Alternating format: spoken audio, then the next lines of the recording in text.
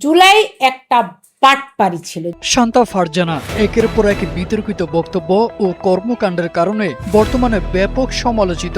জুলাই আন্দোলন, জুলাই শহীদ, ধর্মীয় ব্যক্তিত্ব এবং বিভিন্ন রাজনৈতিক ইস্যুতে তার মন্তব্য সামাজিক মাধ্যমে ব্যাপক বিতর্কের জন্ম দিয়েছে। সম্প্রতি এক জুলাই যোদ্ধাকে মারধরের ঘটনায় তাকে ঘিরে নতুন করে দেখা দিয়েছে নানা প্রশ্ন।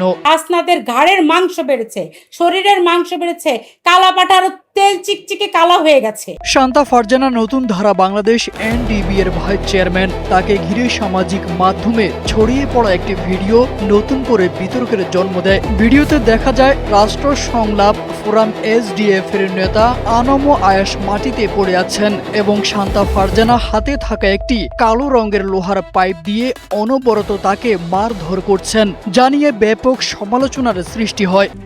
RICL TMX, যুগের পর যুগ স্থাপনা থাকে মজবুত। এর আগে গেল শনিবার জুলাই আন্দোলন এবং শহীদদের নিয়ে কটূক্তির কারণে শান্তা ফারজানাকে আয়াস চড় মারেন। এর প্রতিবাদে 4 আগস্ট জাতীয় প্রেস ক্লাবের সামনে বিক্ষোভ কর্মসূচির আয়োজন করে নতুন ধারা বাংলাদেশ। এক পর্যায়ে দুই পক্ষের নেতা কর্মীদের মধ্যে সংঘর্ষ বাঁধে। এতে উভয় পক্ষের কয়েকজন আহত হন।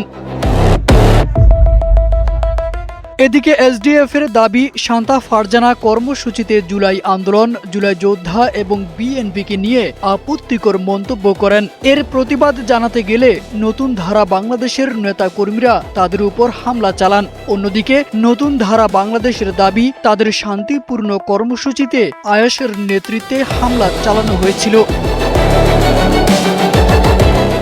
এর আগে জুলাই আন্দোলন নিয়ে শান্তা ফারজানার একাধিক বক্তব্য ব্যাপক সমালোচনার জন্ম দেয়। তিনি প্রকাশ্যে জুলাই আন্দোলনকে বাটপাড়ি ও ষড়যন্ত্র বলে আখ্যা দেন। দাবি করেন এর লক্ষ্য ছিল বাংলাদেশের ক্ষতি করা। তিনি আরো বলেন, দেশের প্রকৃত কোনো সংস্কার হয়নি, বরং আন্দোলনের নেতৃত্বে থাকা কয়েকজন ব্যক্তি ব্যক্তিগতভাবে লাভবান হয়েছেন। এছাড়া জুলাই স্মৃতি স্তম্ভকে ঘিরে তার একটি ভিডিও নিয়েও শহীদদের স্মৃতিকে অবমাননার অভিযোগ উঠে। সাদা শকুন নামে যে পরিচিত এই সাদা শকুন জামাতের আমির।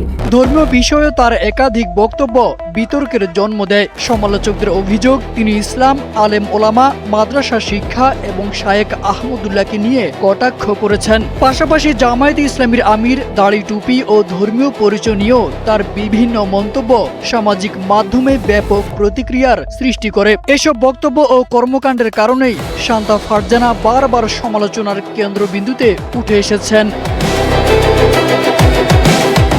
তারেক আজিজ খান, এনডিপিবি।